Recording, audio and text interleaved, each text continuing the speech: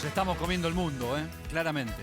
Si hay un fracaso de la comunidad internacional, es en la Convención de Biodiversidad. Cada año se pierden más bosques en el planeta.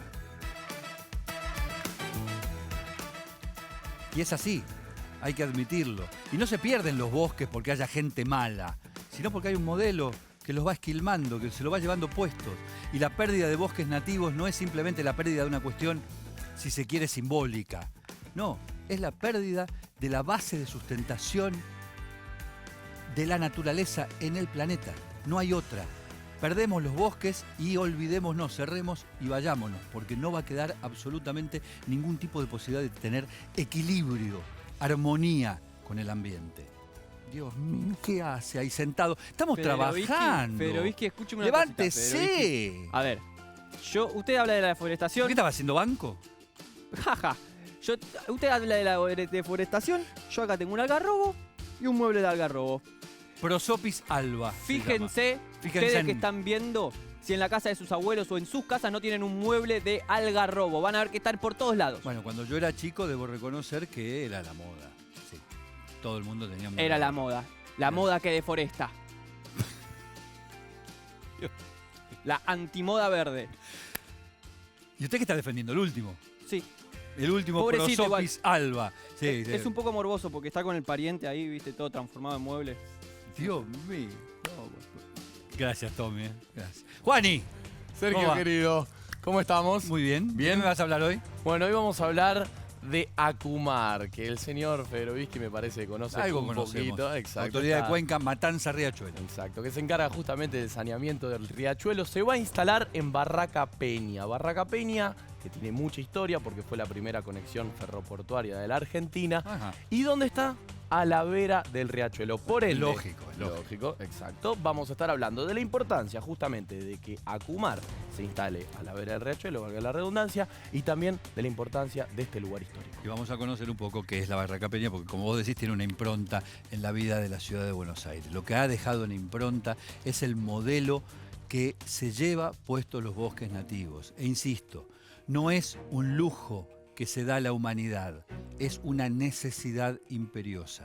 Perdidos los bosques nativos, la posibilidad de mantener un equilibrio climático en el planeta es prácticamente nula.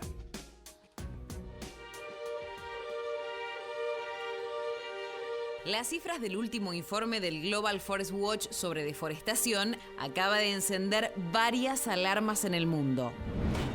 El documento señala que el planeta ha perdido 15.800.000 hectáreas de bosque tropical durante 2017, lo que lo convierte en el segundo año con los peores datos registrados en la pérdida de superficie forestal desde 2001. Para poder dimensionar esto, imaginemos perder en un año todos los árboles de una superficie equivalente a las provincias de Entre Ríos y de Corrientes juntas, o como perder 40 canchas de fútbol por minuto durante 12 meses seguidos, y a veces en nombre de el progreso. Porque el año pasado, a pesar de la excusa de que la Amazonia sufrió una fuerte sequía, pudo comprobarse que casi todos los incendios en la región fueron perpetrados por personas o empresas que quieren liberar la tierra para destinarla a la ganadería o la agricultura. Quizás contemplar esto desde la ciudad pueda crearnos la fantasía de que no nos afecta tanto. Por eso, en Ambiente y Medio, cada vez que hablamos de deforestación, nos preguntamos, ¿para qué sirve un bosque? Y las respuestas son varias. Los bosques sirven para dar sombra, para liberar oxígeno mediante la fotosíntesis, para retener agua, para impedir que las lluvias erosionen nuestro suelo, para capturar dióxido de carbono y para combatir el cambio climático. Lo volvemos a decir una vez más. Los bosques son irreemplazables. ¿Hasta cuándo hay que seguir recordándoselo a los estados y organismos que tienen la función de protegerlos? El dato que dispara el informe que ustedes acaban de ver es un dato estremecedor desde varios ángulos. El primero, por supuesto, desde el número. Se perdió en el año pasado, en el año 2017, en el mundo una superficie de bosques equivalente, por ejemplo, a Andalucía entero. dicen los españoles, y nosotros podemos equipararlo con Corrientes y Entre Ríos. Es un dato tremendo desde el punto de vista de cómo funciona el sistema de Naciones Unidas en relación a esto, porque los 2 años de mayor deforestación mundial fueron 2001 y 2017.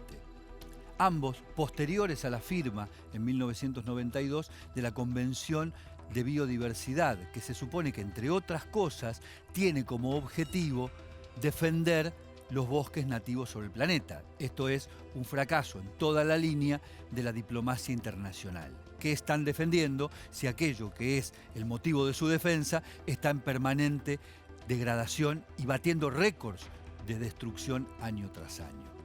Pero también es un dato tremendo desde el punto de vista del funcionamiento del planeta. Cuando hablamos de cambio climático hablamos de bosques, aunque no lo estemos vinculando en la oración que proferimos, porque estamos hablando precisamente de la posibilidad de seguir capturando dióxido de carbono que de otra manera se acumula en la atmósfera. Con menos bosques nativos, no con bosques implantados, sino con bosques nativos, se puede evitar eso. Con menos bosques nativos es absolutamente imposible. La Argentina integra el lote de los países con mayor deforestación. No somos ni siquiera un ejemplo, sino casi todo lo contrario. La oveja descarriada. Estamos entre los 10 países con mayor tasa de deforestación en los últimos 10 años. Solamente la Argentina ha perdido entre 1998 y 2015 4 millones de hectáreas de bosques, sobre un total que no alcanza las 30 millones de hectáreas.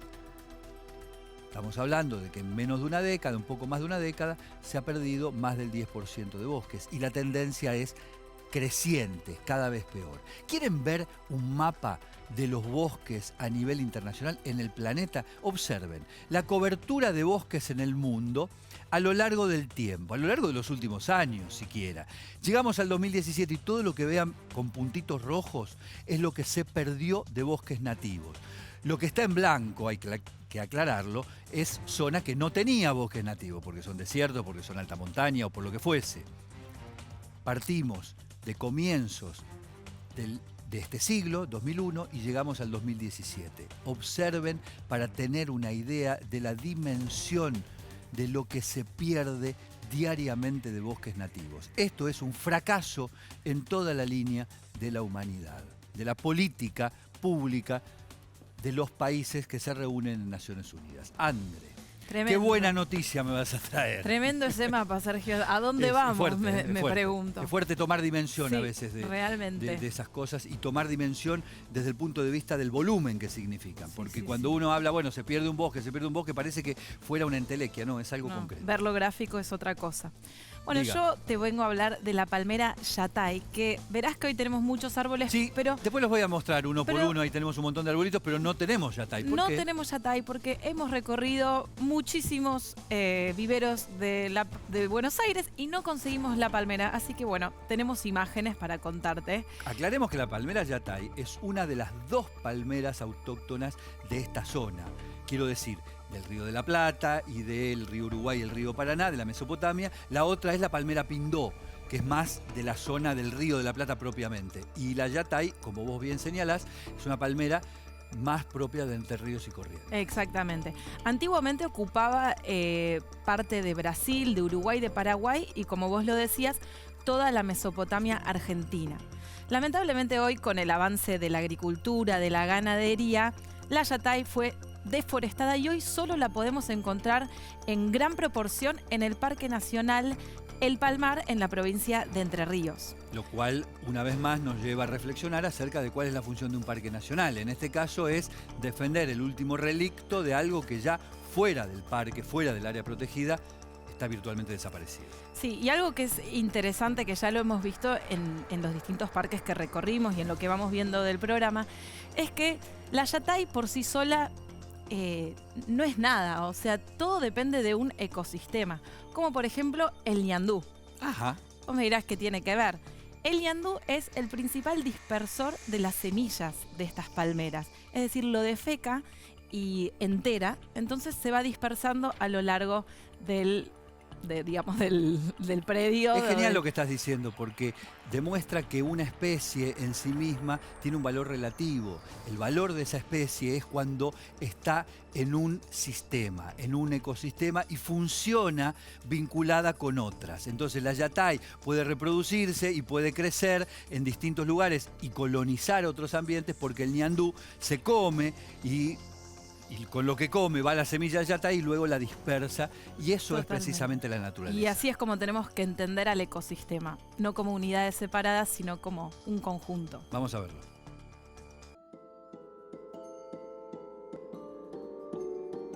Esta es la reserva protegida de la palmera yatay, la única palmera autóctona de Sudamérica.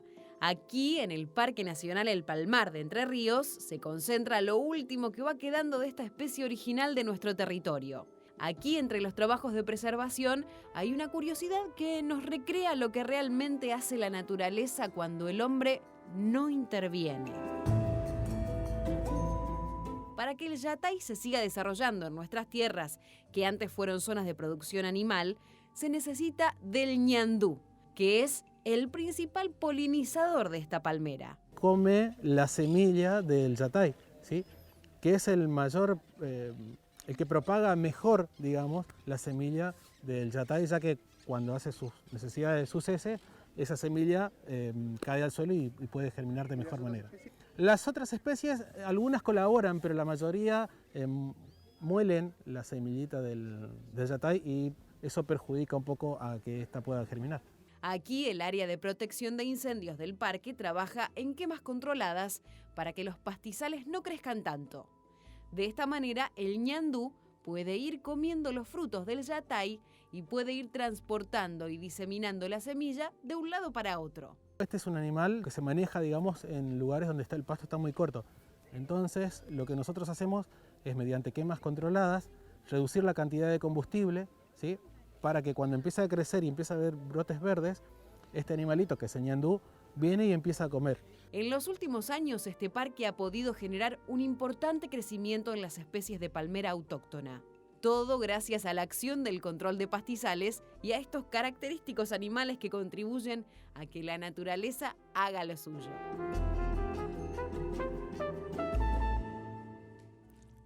La desaparición de los bosques nativos, insisto, no tiene que ver con la maldad.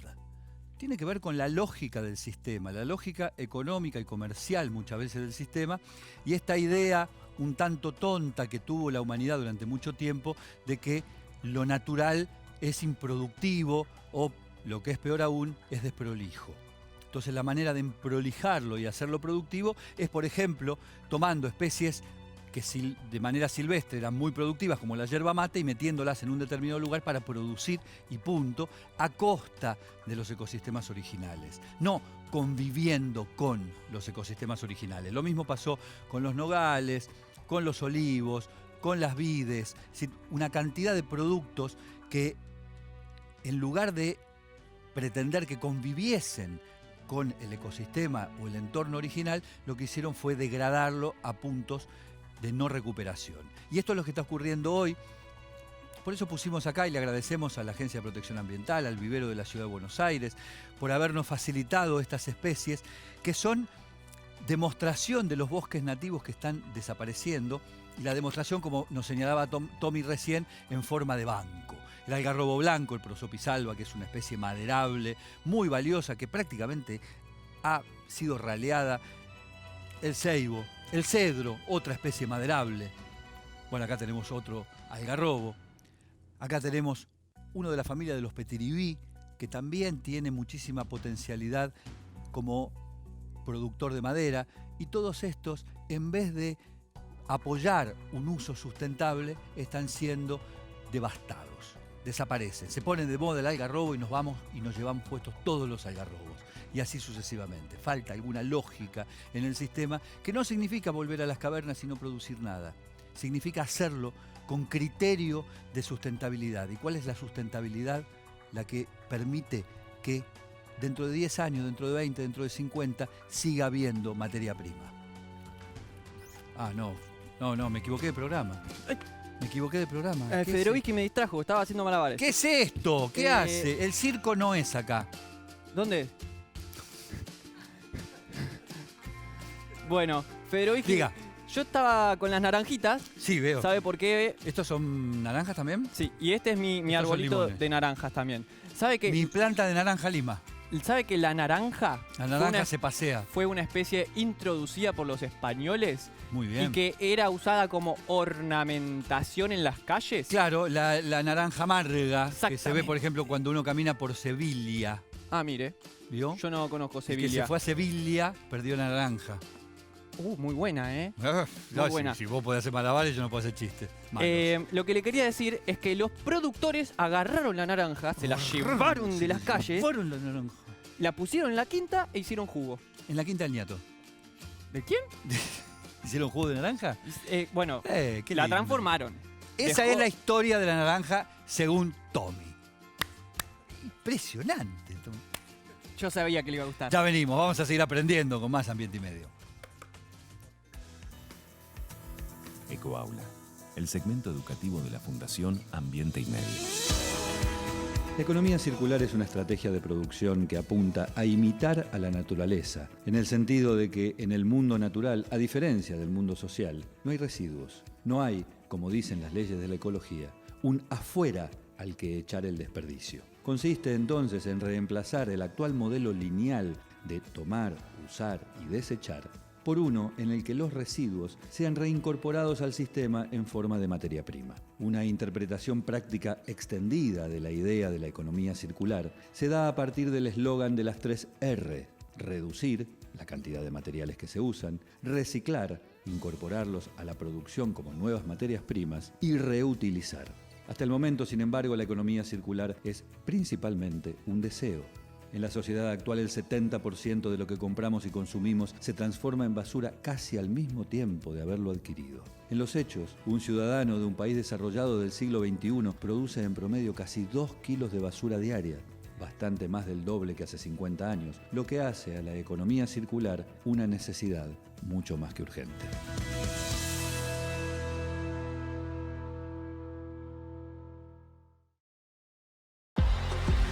Seguimos en Ambiente y Medio.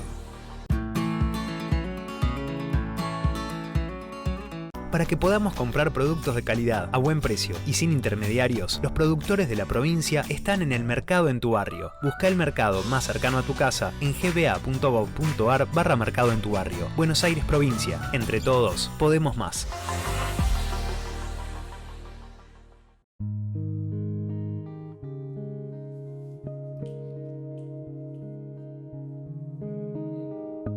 Dentro del parque confluyen 2 regiones biogeográficas, el Chaco Seco y el monte de Sierras y Bolsones. Nos da un ecotono en el parque, o sea, un ecotono es una zona de transición entre 2 regiones biogeográficas la característica que tiene componente de la flora y de la fauna de las 2.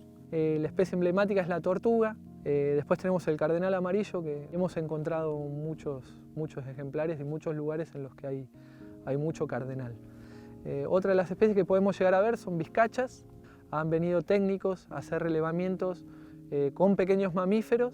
En esta zona, por ejemplo, tenemos guanacos o maras, y en la zona del Chaco podemos encontrar ñandú o choy, o tortugas.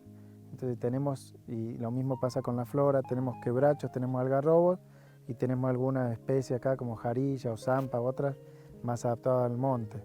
Y esa es la diversidad de estos 2 ambientes, uno también de los valores que se están conservando en este parque.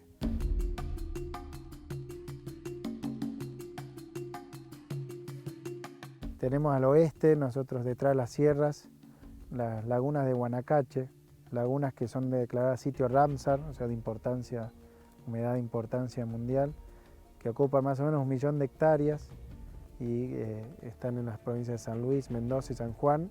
Hoy, lamentablemente, por distintos motivos, ya estas lagunas no existen aquí dentro del parque, y se trabaja también en pos de la recuperación o tratar de recuperar en otras zonas de la provincia o de las provincias que forman este sitio de Ramsar estas lagunas. El Parque Nacional Sierra de las Quijadas tiene varias varios fundamentos para su existencia. Uno de los principales cuando se creó el parque es su valor paisajístico. En este lugar donde estamos, el potrero de la Aguada, viendo los farallones, estas formaciones de millones de años de antigüedad, es lo que mucha la gente viene a ver y lo que se lleva en su memoria. Pero también tiene otros valores muy importantes como el valor paleontológico, ya que en estas formaciones de millones de años se han encontrado restos de, por ejemplo, un reptil volador llamado Pterodaustro, que tiene 120 millones de años aproximadamente y que es único en el mundo.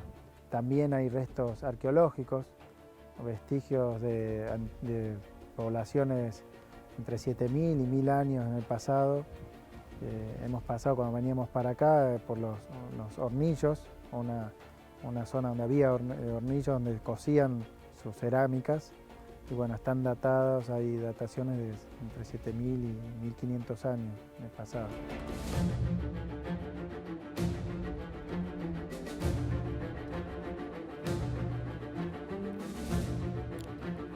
Uno puede discutir si una política ambiental se apoya o no en la creación de áreas protegidas, pero lo cierto es que en la Argentina, y particularmente en la Argentina de los últimos 3 o 4 años, la creación de nuevas áreas protegidas ha sido una prioridad explícita y se ha desarrollado como política.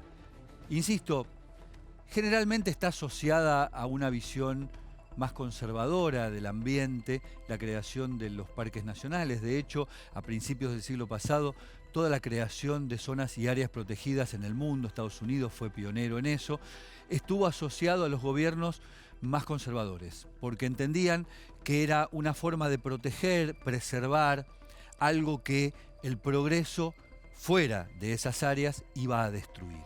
Entonces algo había que mantener para que las generaciones venideras supiesen lo que eran paisajes, ámbitos, ecosistemas valiosísimos que luego sí se perderían si no se los protegiese a través de esos mecanismos de creación de áreas protegidas. Y eso fue lo que ha ocurrido también en la Argentina, un país de los más importantes en la historia de la creación de áreas protegidas. Y en los últimos años se ha hecho honor a eso y hay que reconocerlo. El último de los parques nacionales creados ha sido en la provincia de Tucumán, el Parque de la Conquija, que nuclea 2 ecosistemas de una ecorregión muy valiosa, muy poco preservada, que es la selva de altura, donde hay nieve, curiosamente conviviendo con zonas muy húmedas, y áreas de un valor arqueológico, paleontológico, valiosísimo, enorme, al pie de esas serranías en la Conquija, uno de los sitios más prístinos y más valiosos que tiene la naturaleza de la Argentina.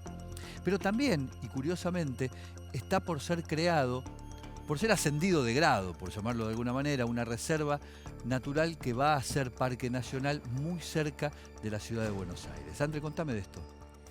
Sí, Sergio, los voy a llevar a conocer la Reserva Natural Otamendi, como decías, muy cerca de la ciudad de Buenos Aires y protege un humedal muy importante y a su vez un patrimonio, monumento natural que es el Ciervo de los Pantanos. La ley ya tiene media sanción en diputados para que esta reserva se convierta en el Parque Nacional Ciervo de los Pantanos y va a abarcar las 4.000 hectáreas que ya tiene la Reserva Natural Otamendi, más 1.000 hectáreas más en los alrededores del río Luján. Esto es interesantísimo, André, porque lo que hay es un crecimiento. Hay una reserva que también era parte de la Administración de Parques Nacionales, que es la Reserva de Otamendi, y lo que se ha hecho es agregarle, incorporarle áreas circundantes para otorgarle otro valor y convertirla ya en un parque nacional hecho y derecho.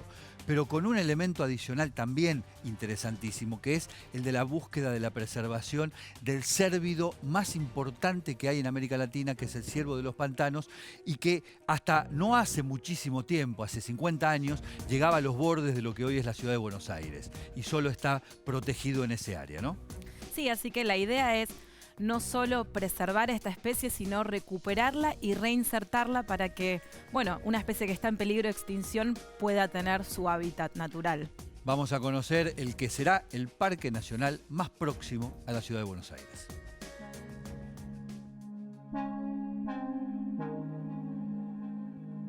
Estamos a 1500 metros de la Ruta 9, a 67 kilómetros de la ciudad de Buenos Aires. En este lugar, digamos, en esta área protegida, se conservan distintos ambientes representativos de la provincia de Buenos Aires, como son el pastizal, que es uno de los más representativos.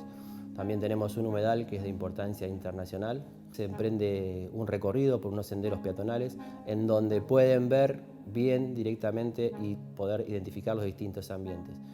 Pasan por un lugar que hay pastizales, también vamos a un vivero que tenemos que produce árboles nativos para reforestar y para donar a instituciones, hasta que llegamos a los miradores, donde tenemos un punto panorámico muy importante en donde se puede observar el 70% de la reserva, que es zona inundable y lagunas.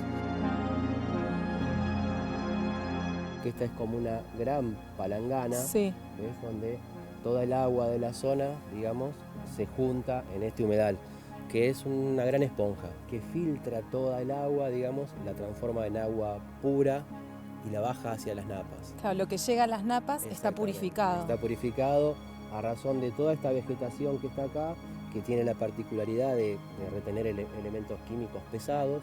A su vez, al decir que es como una esponja, también lo que previene es inundaciones. Por eso el riesgo de construir y rellenar este tipo de suelos, ¿no? Sí, sí, bueno, la problemática de ser una zona periurbana, rellenan humedales y obviamente los van modificando. Generan inundaciones en lugares que por ahí. Exactamente. Este es el ambiente ideal para el ciervo de los pantanos. Nosotros, por ejemplo, nos metemos a caminar por los humedales y generalmente nos vamos enterrando mucho por nuestro peso. Pero el ciervo, yo lo he visto correr por los pantanos y es como que flotara, ¿no? Están en las zonas más intangibles, en la zona casi que nosotros tampoco entramos. Obviamente que esta reserva es un sitio de importancia internacional para el avistaje de aves acuáticas. Y también dentro de lo que es la zona del humedal podemos ver carpinchos, lobos de río. Ustedes intentan despejar el terreno para que las plantas autóctonas puedan crecer y tener su lugar. Exactamente, tratamos de poner en valor sobre todo las especies nativas de la zona, o sea, la zona del pastizal. Este es un molle, es típico obviamente de la zona del pastizal, también el curupí, y justamente tenemos un chalchal también ahí, que son 3 de los árboles típicos del pastizal. Acá podemos ver que la planta que es invasiva, ¿por qué le puede sacar lugar a la nativa, ¿no? Claro, a la autóctona? Acá podemos ver claramente las ventajas que tiene.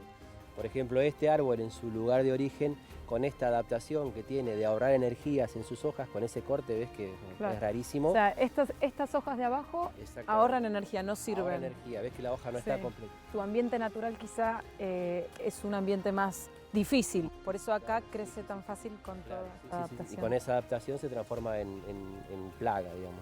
Claro, y amenaza a las especies de acá. Lograr recuperar el ambiente natural cuesta un montón y en esta reserva, por suerte, se han hecho un montón de trabajos y estamos logrando de a poquito recuperar estos ambientes.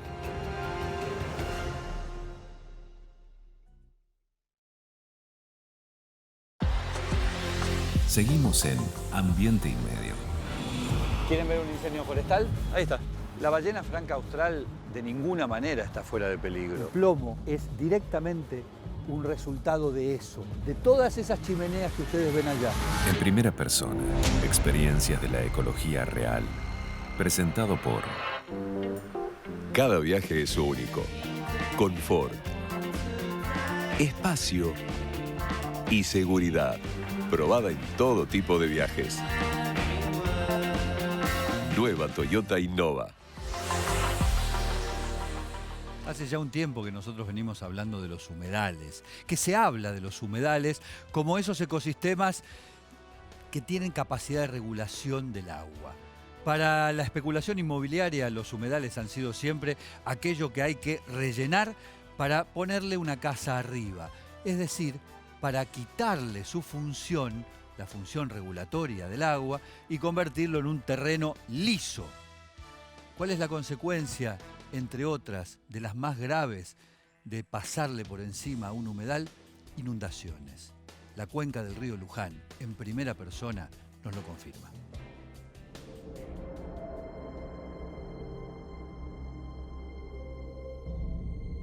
Una vez por año esto se convierte en una ola de feligreses. Una vez por año los creyentes llegan aquí a la Basílica de Luján y tapan literalmente esta plaza. Claro, desde hace 50 años aproximadamente hay también una ola que ha ido creciendo a lo largo del tiempo y ha ido siendo cada vez más grave. La inundación. No tiene la misma recurrencia que la de los feligreses, pero cada tanto tiempo aparece, y aparece cada vez más dura.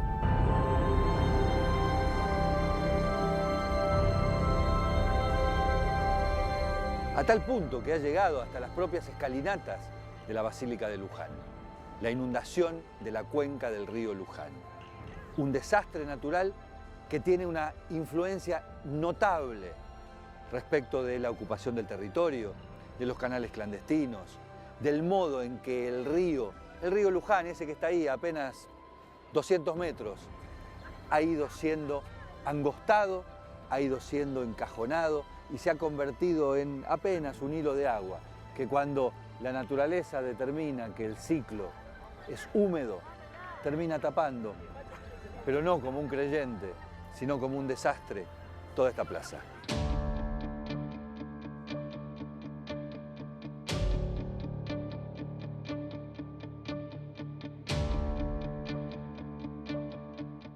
Los estudiosos toman como dato para ver la gravedad creciente de las inundaciones en la cuenca del río Luján hasta dónde llega en esta plaza el agua. En el año 2000 el agua llegó hasta el comienzo de la escalinata de la Basílica de Luján. Pero en el año 2012 se produjo quizás la más aterradora de las inundaciones. Observen esto. Esta es la marca. Hasta acá llegó el agua.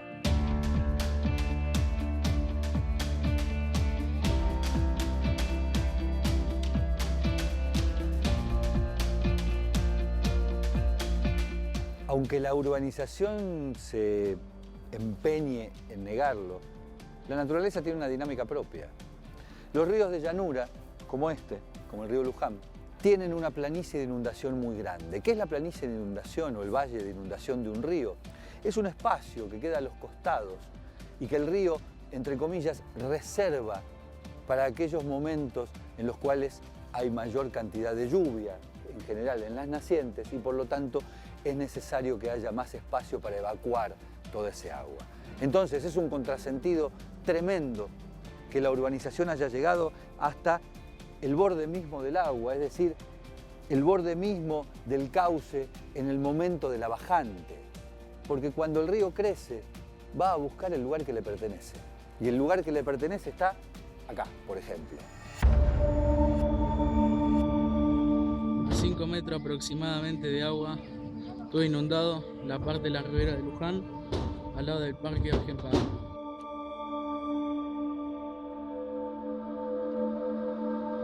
¿Te imaginaste alguna vez que en las calles donde creciste ibas a ver gente andando en barquitos? Es muy duro, realmente muy difícil. Uno ve que la gran mayoría de la gente pierde todo, pierde los muebles, pierde muchas cosas y eso afecta. Y ustedes como vecino, que también conocerás el clima en general, ¿viven asustados o con miedo de que vuelva a sucederles? Sí, siempre estamos alerta porque uno nota que se provoca un poco más de lluvia de las naturales y ya estamos mirando todo más que para el cielo, mirando al río, ¿no? ¿Sabés que el crecimiento de las urbes, los barrios cerrados, incluso los canales clandestinos también generan este tipo de inundaciones? Sí, eso se han hecho, ha habido rellenos importantes donde antes del río drenaba para esos humedales y ahora se taparon, se levantaron, se edificó y eso no tiene retorno, eso no vuelve atrás. Los canales clandestinos es otro tema. Antes cualquier campo de la zona, vos comprabas un campo y te decían, son 200 hectáreas, 140 los podés cultivar y 60 son inundables. Ahora eso se sacó, Entonces las 60 hectáreas esas ahora no son más inundables, pero ¿qué pasa? Llueve y automáticamente todo el río. Esos canales clandestinos es lo que vamos a tratar de ver ahora desde el aire, porque son uno de los factores, junto con la ocupación de los humedales, que hacen que las inundaciones del río Luján hayan dejado de ser un desastre natural, en el sentido de que es la naturaleza la que los promueve. Son claramente un desastre natural provocado por el hombre. Vamos a subir a un avión y vamos a verlo.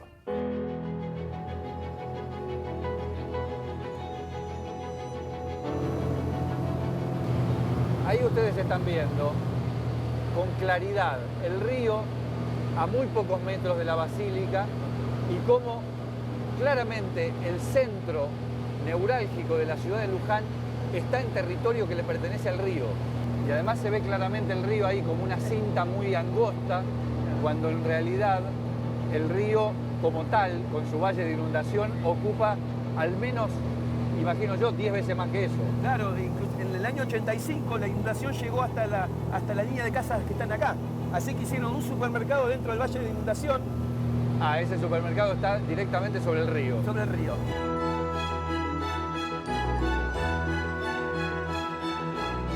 ¿Ustedes creen que las obras que se promocionan y se prometen desde el gobierno, más allá de cuál sea el gobierno y durante tanto tiempo, son la solución a este problema que se ve, cuyo origen, además de lo climático, está en la pésima ocupación del territorio? En realidad nosotros creemos que las obras no traen la solución, van a mitigar el tema de las inundaciones. El daño ecológico ya está hecho. Es imposible revertir el daño que se ha hecho sobre la cuenca del río Luján.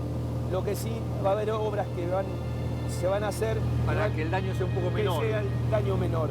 O sea, que son la apertura de los puentes para que el agua pueda escurrir más rápidamente y la contención río arriba, haciendo reservorios de agua, cosa que para retener el agua y que el agua de los campos no llegue abruptamente a la ciudad de Luján. Vean ustedes lo que es un río de llanura, lleno de curvas. Es natural que esa sea la morfología de un río de llanura, pero de pronto uno encuentra un poco más allá una línea recta.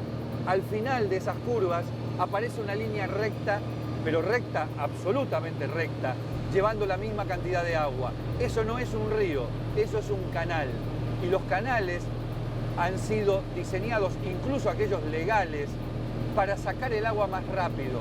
Y sacar el agua más rápido no necesariamente es una solución, sino que en general termina siendo en los centros urbanos el principal de los problemas. Acá lo que están acelerando es el escurrimiento de los campos. Miren acá, hace línea recta para allá, línea recta para allá, línea recta para allá y termina en aquellas lagunas que están allá. Cuando hay una precipitación abundante, necesitan que sí o sí esas lagunas se achiquen lo menor posible para que no invaden la parte de cultivo. Parece un paisaje más propio de una zona más árida de La Pampa que de esta zona que es claramente un humedal.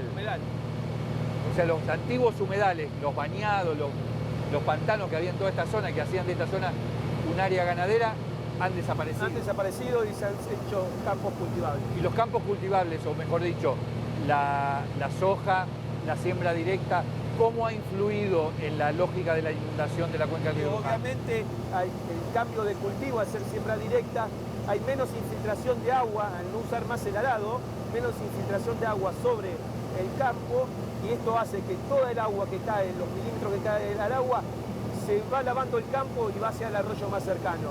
Y ese aumenta el volumen de agua en los arroyos. Y todo eso termina después como un embudo en el río Luján.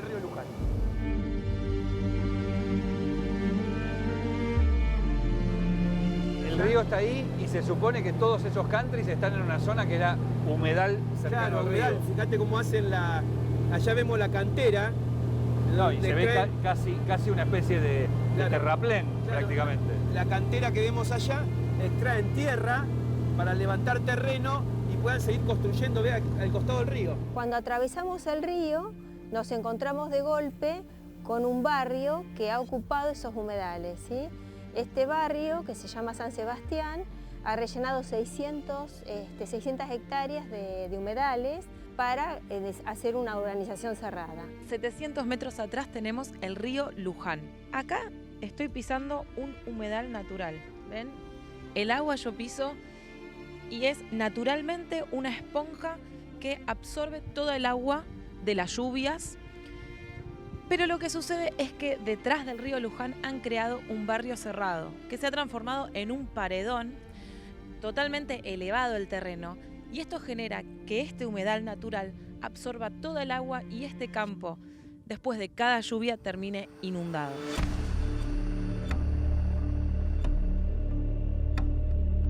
En esas lagunas es el lugar donde se extrajo la tierra para elevar el terreno en las zonas aledañas y poder construir.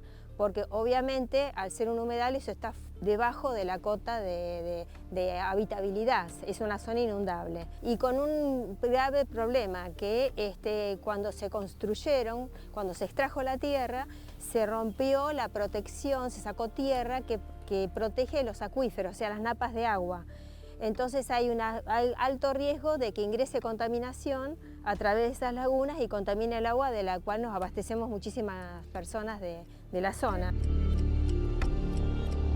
Ahí tienen ustedes la diferencia, donde la gente, por supuesto de manera inconsciente, aceptó ubicarse en tierras que fueron robadas al humedal, que fueron rellenadas, para que ellos después tengan sus laguitos y sus arbolitos y hagan como que viven en la naturaleza. La verdadera naturaleza es la que ustedes están observando a orillas del río. Eso era la verdadera naturaleza. Lo otro es un artificio que lo único que hace es agravar cuando llega el agua la situación de la inundación. Lo que hay que terminar es de construir en humedales y recomponer ciertos sitios estratégicos de la cuenca. Porque si no, vamos a gastar millones de pesos en obras y dentro de 5 años nos van a servir más, ¿sí? Porque otra vez vamos a necesitar más obras.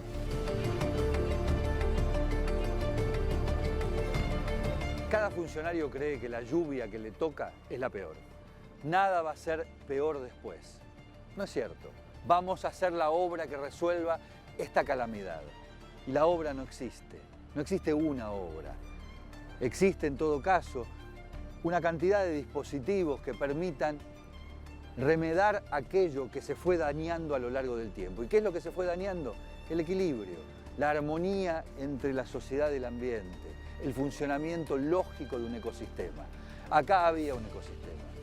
La cuenca del río Luján tenía un ecosistema en equilibrio. El hombre, la avaricia, la codicia, la angurria, la especulación inmobiliaria, lo rompieron, lo fracturaron. Lo que hay que hacer no es un caño más, lo que hay que hacer es recuperar el equilibrio perdido.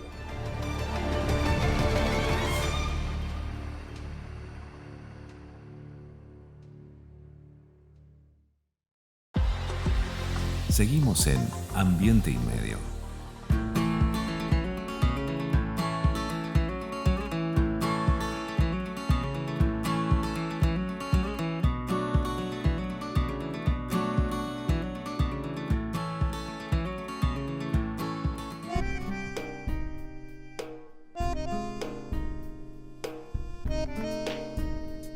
El Riachuelo, una vez más, una postal de la que Ambiente y Medio, bueno, en la que siempre estamos presentes. Lo hemos recorrido, hemos hablado, seguimos haciéndolo, pero hoy estamos aquí porque ACUMAR, el organismo que se encarga del saneamiento del Riachuelo, va a ser el protagonista, porque esta va a ser la sede central. ACUMAR se va a instalar a la vera del Riachuelo. Vamos a conocer todo lo que tenés que saber sobre la limpieza de este lugar y la importancia de recuperar todo lo que es este espacio. Vamos.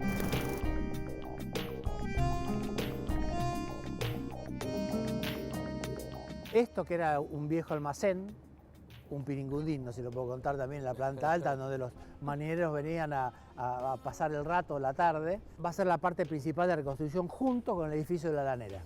Eso lo vamos a recuperar desde la historia para el barrio. Vamos a armar un centro de interpretación urbanística, un centro de interpretación de Cuenca, que nos va a contar desde la ciudad cómo fue la historia de este lugar y que la gente vea, lo sienta y lo pueda recorrer. ¿Qué tiene que ver esto con Acumar? Bueno, tiene muchísimo que ver, primero porque Acumar, como autoridad de cuenca de Matanza-Riachuelo, es el responsable del saneamiento del riachuelo. Y este edificio es un edificio abandonado, el conjunto de edificios que vamos a recorrer ahora, es parte de la contaminación del riachuelo de hoy. Entonces la propuesta desde Acumar es no solamente traer su sede a las proximidades del riachuelo, sino reconstruir una zona deteriorada y abandonada. Parte del deterioro ambiental tiene que ver con los camiones que estacionan en la vereda, porque esto es una zona abandonada. Esos camiones producen polución, producen contaminación, entonces ya eso va a dejar de pasar.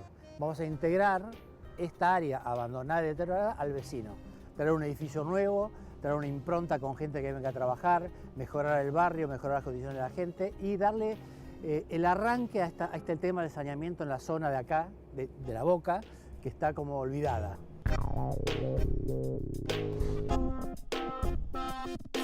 Esto va a ser la piedra fundamental del desarrollo de planificación de todo un territorio, que no solamente ocupa la ciudad de Buenos Aires, sino también la provincia de Buenos Aires, y se extiende en la longitud del riachuelo hacia Ezeiza, por ejemplo, los 64 kilómetros de extensión. Acumar es miembro de la campaña mundial de urbanismo de Naciones Unidas y nos comprometimos como país a cumplir las metas de la nueva agenda urbana del 2030. La recuperación del edificio histórico, la recuperación de los bordes, el paseo costero, todo eso va haciendo saneamiento ambiental. Son hechos de planificación. Planificar un territorio es básico para producir un saneamiento en un área. Sin planificación un territorio difícilmente pueda sanearse.